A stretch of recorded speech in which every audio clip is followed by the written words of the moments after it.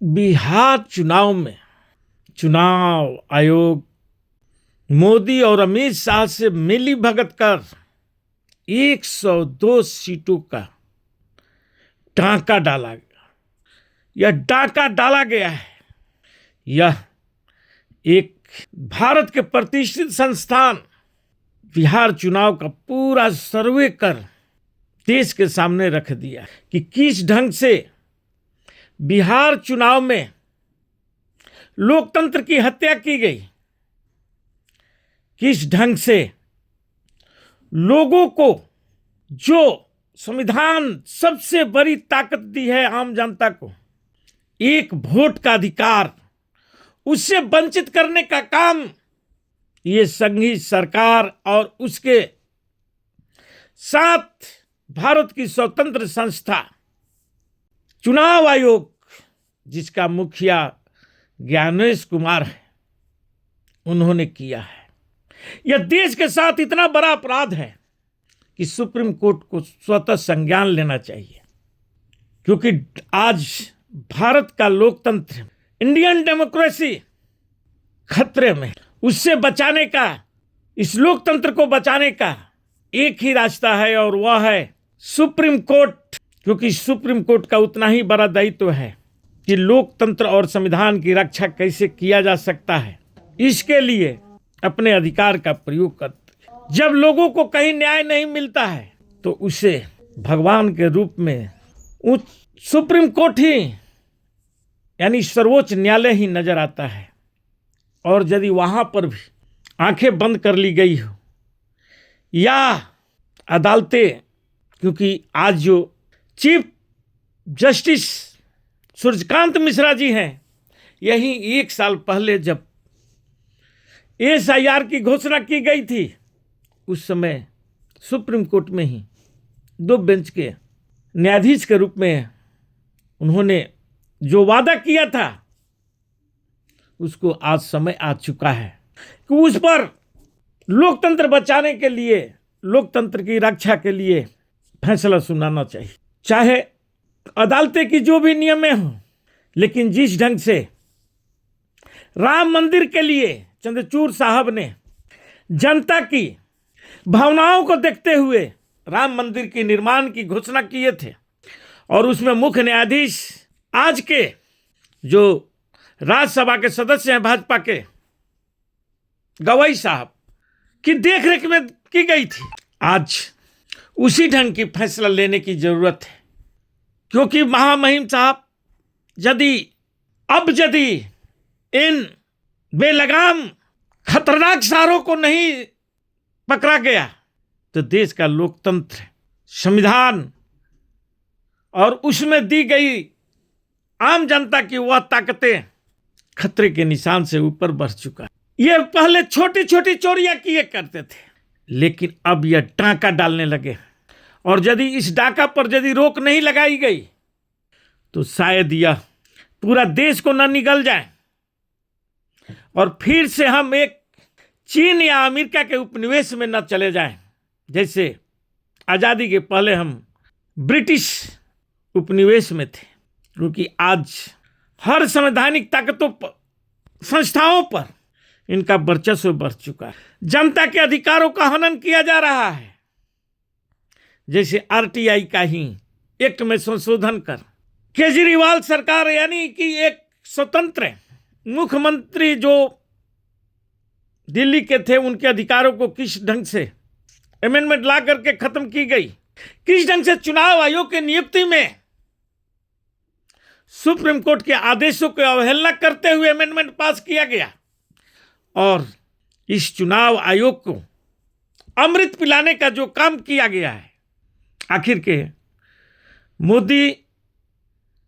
और संघ को इतनी जल्दीबाजी में इस चुनाव आयोग पर बिल बनाने की आवश्यकता क्यों पड़ी? क्योंकि 6 महीना बाद ही 2024 का लोकसभा का चुनाव था, और उसमें चुनाव आयोग की नियुक्ति में कितनी चतुराई से उस बिल को पास कराई गई, जिसके लिए कभी नीतीश कुमार और चंद्रबाबू नायडू को यह इतिहास माफ नहीं करेगा। क्योंकि ये लोग कहने के लिए तो सेकुलर पार्टी कहलाते हैं। लेकिन इन्होंने जिस ढंग से 11 साल तक आज इस लोकतंत्र की हत्यारी सरकार को ये लोग मदद करते आ रहे हैं, उसे भी जनता कभी माफ नहीं करेगी। और उस बिल में बड़ी ही चतुराई से अमृत घोल कर पिलाने की एक नियम बना दी गई कि इस कोई भी चुनाव अधिकारी को कभी भी, या तो वह भूतपूर्व में या वर्तमान में या भविष्य में भी उनकी द्वारा गलती की गई हो, उस पर ना FIR हो सकता है, नहीं अदालत में सुनवाई की जा सकती है। जो कि यह अधिकार हमारे देश का ना राष्ट्रपति को है, ना राज्यपाल को है, नहीं हमारे मुख्य न्यायाधीश को है, न अदालत को है, नहीं केंद्र में बैठी मोदी सरकार को है, मोदी सहित। क्योंकि मोदी जी तो अपने को नॉन बायोलॉजिकल मान चुके हैं और लोगों को भरमाने भी वह आज भी जारी रखे हुए हैं। एक तरफ राम की अंगुली पकड़ करके राम मंदिर में ले जाते हैं, एक अभिभावक की तरह, एक गुरु की तरह, या एक सर्वश्रेष्ठ जो भगवान से भी बड़े हैं, वे उंगली पकड़ करके ले जा रहे हैं। तो दूसरी तरफ बजरंग बली को, जो यही कर्नाटक में अली और बजरंग बली का खेल खेले थे और हिंदुत्व के राग जगाने की प्रयास किए थे, और वहां पर भी मुंह के खाने के परी, इसलिए बजरंग बली को पतंग में उड़ा करके उनका उपहास उड़ाने का काम, वह भी एक विदेशी राष्ट्राध्यक्ष के समक्ष जो जर्मन से आया हुआ था। उसके बाद भी हमारा हिंदू जाग नहीं सकता है, क्योंकि वह हिंदू जो भाजपा वाले हिंदू हैं, उनको सिर्फ विपक्ष में ही राष्ट्रद्रोह, धर्मद्रोह और धर्म के विनाशक मानते हैं। उनकी आज की मौजूदा सत्ता में, चाहे वह बीफ के कमाई से चुनाव लड़ता हो, उसके द्वारा दी गई चंदा से चुनाव लड़ने वाली पार्टी हो, या जो सबसे बड़े अपने के समाज के पुरोधा मानते हैं, उनके ही द्वारा बीफ कंपनियां चलाई जाती है। और आज भारत विश्व में दूसरा सबसे बड़ा बीफ निर्यातक देश बन गया है। यह किन के काल में हुआ है, यह भी देश की जनता को समझने की जरूरत है। आप खूब गाली दीजिए राहुल गांधी, कांग्रेस और मोदी जी के कहने पर नेहरू और गांधी को भी, लेकिन एक बार यह टटोलने का काम करिए, क्या आज हिंदू को बचाओ, हिंदुओं को जगाने वालों से, क्योंकि यही लोग हैं जो गौ की तस्करी भी कर रहे हैं, यही लोग हैं जो बीफ के चंदे से चुनाव लड़ रहे हैं, यही लोग हैं जो बड़े बड़े मंदिरों में दान दे रहे हैं। लेकिन जो देश के सच्चे और देश को प्रगति के राह पर ले जाने वाले लोगों को गालियां देने के सिखाने वाले लोग भी यही हैं,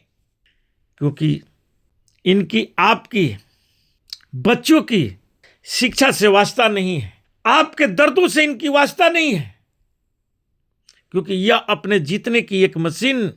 इजाद कर चुके हैं चुनाव आयोग के रूप में, जो वही चुनाव आयोग इनके लिए हर जगह जीत का रास्ता प्रशस्त करते जा रहा है। और जहां जहां हारने का इनकी नौबत आ रही है, वहां पर पहले से रेड कारपेट बिछा करके चुनाव आयोग रख दे रहा है। और उस चुनाव आयोग के मुखिया, यदि इन पर इंक्वायरियां हुई तो शायद यह देश का सबसे बड़े भ्रष्ट व्यक्ति नजर आएंगे। लेकिन इन पर तो अमृत की घोल चढ़ा दी गई है, और इसी अमृत की घोल को हटाने की बात राहुल गांधी कर रहे हैं, जिसके लिए ये निर्लज्ज भाजपाई हिंदू उन्हें गाली देने से भी नहीं चूकते। मैं पूछना चाहता हूं उनसे कि क्या राहुल गांधी आपके अधिकार की बात कर रहे हैं, वो अपने लिए कर रहे हैं? क्या राहुल गांधी ओबीसी को जगाने की काम किए? जो 90 के दशक में जो ओबीसी को आरक्षण का अधिकार मिला था, और उनकी भागीदारी की यदि बात करते हैं कि पार्लियामेंट में आपकी भागीदारी क्या है, तो क्या राहुल गांधी अपने लिए? लेकिन इसमें सबसे बड़ी कहीं ना कहीं हमारी भी भूमिका, या हमारे समाज की भी भूमिका उतना ही महत्वपूर्ण हो गई है, जो धर्म के नाम पर इनके साथ खड़े हो गए। उन्हें आज लोकतंत्र की कोई चिंता नहीं रह गई है, उन्हें संविधान की कोई चिंता नहीं रह गई है, और उनके जो बोलने का ये अधिकार मिला इस लोकतंत्र में, उनकी अब चिंता नहीं रह गई। आज एक हमने कहानियां पढ़ रहा था जिसमें राम के उस रामायण में कुछ ऐसी बातें की गई है जो धोबिन के बारे में विश्वामित्र जी पूछते हैं कि यह बच्चा किसका है, और वह धोबिन पलटवार करते हुए उस सभा में बैठे हुए तमाम लोगों की बात की नाम बतलाने को बोल देती है, लेकिन कोई उस सभा में बैठे हुए अंतर्यामी राम तक भी नहीं बतला पाते हैं कि हमारा पिता कौन है। और उस समाज में यदि इतनी लोक आस्था बढ़ गई है और उस लोक आस्था को भुनाने का आज का जो काम जो अंग्रेजों के गुलाम थे, मुखबिरी करते थे, वे लोग आज हमें हिंदू और हिंदुत्व की पाठ पढ़ाते हैं उसी के सहारे, और हम पर हुकूमत कर रहे हैं। इसी के साथ मैं अपना वक्तव्य समाप्त करता हूं। जय हिंद, जय भारत।